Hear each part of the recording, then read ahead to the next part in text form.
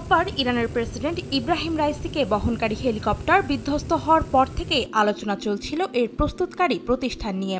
Reuters জানিয়েছে, bell 212 মডেলের হেলিকপ্টারটি যুক্তরাষ্ট্রের তৈরি। এটি প্রস্তুতকারী প্রতিষ্ঠানের নাম বেল হেলিকপ্টার।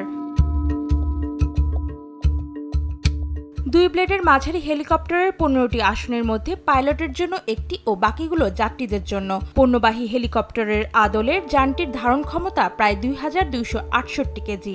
1968 সালে প্রথম এই হেলিকপ্টার তৈরি করা হয়।